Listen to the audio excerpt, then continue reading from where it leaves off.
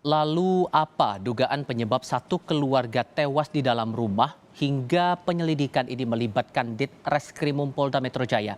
Kita tanyakan ke kriminolog Universitas Indonesia Adrianus Meliala. Pak Adrianus, apa kabar Pak? Kabar baik, Mas. Eh, Tampaknya pihak kepolisian punya tantangan yang cukup besar untuk mengusut kasus ini. Anda setuju atau punya analisis lain soal ini?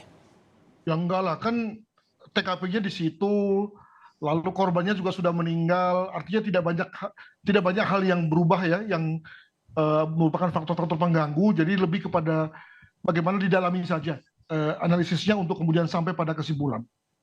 Jadi langkah-langkah yang Anda lihat dari pihak penyidik sendiri untuk mengusut kasus ini sudah tepat atau masih ada hal lain yang tampaknya harus segera dilakukan sampai ketemu puzzle demi puzzle untuk bisa terlihat begitu benang merah dari kasus ini?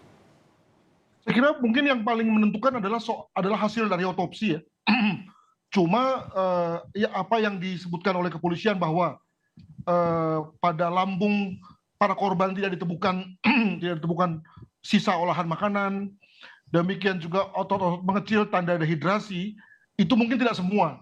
Ada lagi hal yang juga menentukan, tetapi tidak dikemukakan oleh kepolisian pada saat ini.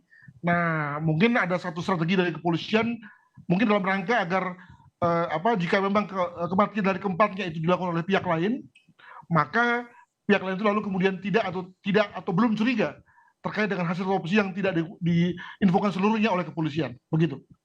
Ada beberapa temuan yang didapatkan polisi, mulai dari bungkus makanan sebelumnya sudah ditemukan juga kapur barus, lalu juga bedak di sana. Dari 3 benda yang ditemukan ini sebetulnya polisi apakah bisa mendapatkan beberapa hal detail sehubungan dengan kasus ini atau mungkin sebetulnya tidak ada sangkut pautnya dengan kasus ini? Analisis Anda? Jadi kalau kita memakai analisis bahwa terjadi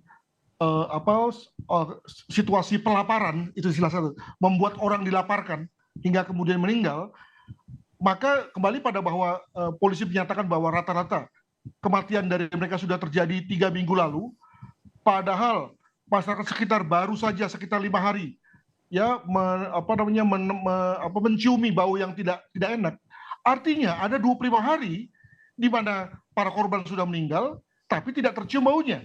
Nah, ada 2 penjelasan dalam hal ini. Pertama, kelihatannya karena semua pintu jendela sudah ditutup sehingga kemudian suhu menjadi kering ya, alhasil kemudian bau terjebak di dalam, terperangkap di dalam rumah, ditambah lagi dengan hal-hal yang tadi dikatakan, itu semua adalah hal-hal yang bisa menekan ya, atau bisa memerangkap bau agar tidak kemana-mana. Itulah yang menyebabkan lalu kemudian bau tidak terasa oleh masyarakat sekitar. Alhasil di pihak lain jenazah menjadi mengering. Nah, yang mau saya cermati adalah bahwa apakah memang hal ini memang suatu upaya dari pelakunya, pelaku pembunuhannya misalnya, untuk membuat orang lain tidak curiga, atau ini bagian dari ritus, bagian dari satu kelengkapan upacara bagi orang-orang yang memang punya satu cara berpikir, berkeyakinan yang agak ekstrim, yang saya dalam beberapa media saya katakan sebagai memiliki kecenderungan apokaliptikal ya, ingin mati, ingin segera meninggalkan dunia karena ingin segera datang atau sampai kepada dunia nirwana, begitulah kurang lebih yang mungkin saja dialami oleh mereka. Begitu. Jadi motifnya ini memang disengaja begitu untuk dibunuh atau bagaimana?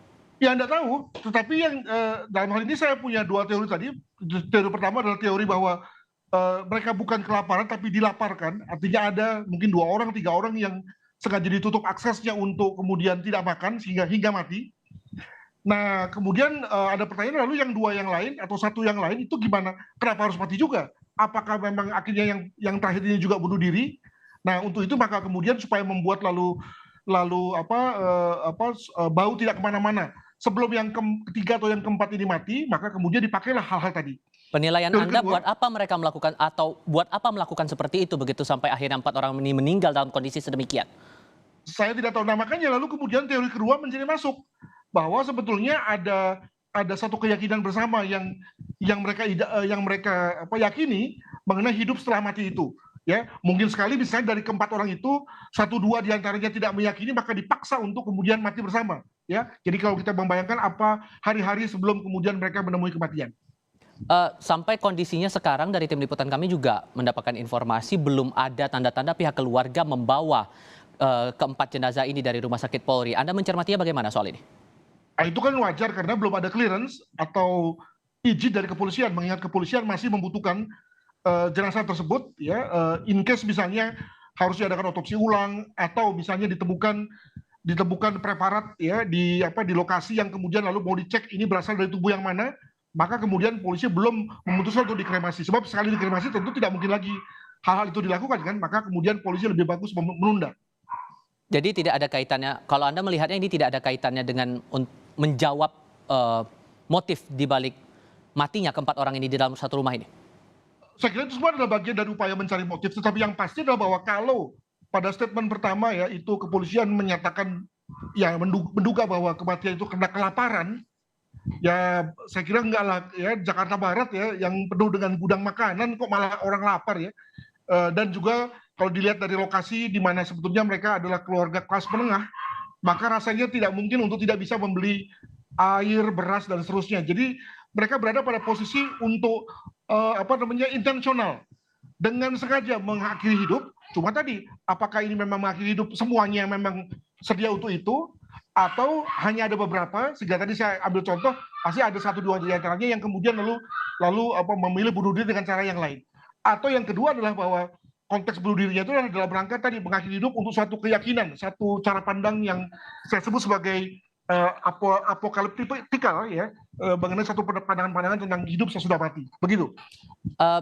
Maka anggota keluarga inilah yang menjadi penting kesaksiannya karena dari pihak warga sekitar juga menilai tidak ada percakapan lanjutan sebelum mendekati dugaan hari kematian keempat orang ini. Percakapan dengan anggota keluarga menjadi penting. Apa yang perlu dicermati oleh polisi soal ini? Saya dengar bahwa kepolisian itu juga menyita buku-buku bahan bacaan begitu ya, dan juga video-video dari rumah para korban. Moga-moga dari bacaan dan video tersebut itu lalu kemudian bisa disimpulkan sesuatu.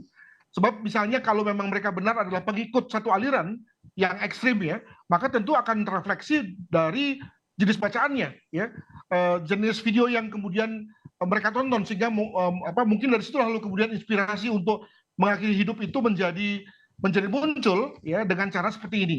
Atau mungkin juga nanti di sana ada surat-surat yang menyatakan misalnya ajaran dari sang pimpinan mereka untuk agar mereka mati misalnya. Nah, hal itu lalu bisa menjadi satu clue bagi kepolisian untuk mengungkap kasus ini dengan cara melibatkan pihak lain yang lebih banyak. Mungkin begitu.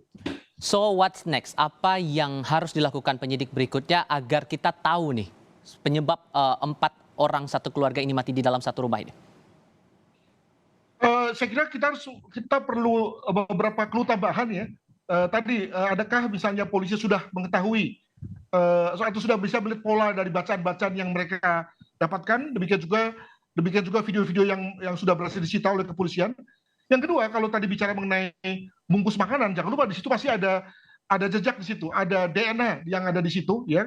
Bayangkan ketika kita makan kan ada kemungkinan air liur kita masuk atau terpercik ya pada bungkus makanan itu. Moga-moga kemudian ditemukan misalnya ada DNA yang lain dari keempatnya. Artinya ada orang kelima. Nah, maka lalu skenario orang kelima sebagai pembunuh itu menjadi mungkin tuh untuk kemudian ditelusuri motif-motif barunya, yakni motif pembunuhan. Betul. Demikian. Baik, Pak Adrianus Meliala, terima kasih sudah berbagi perspektif bersama Kompas TV hari ini. Sehat selalu.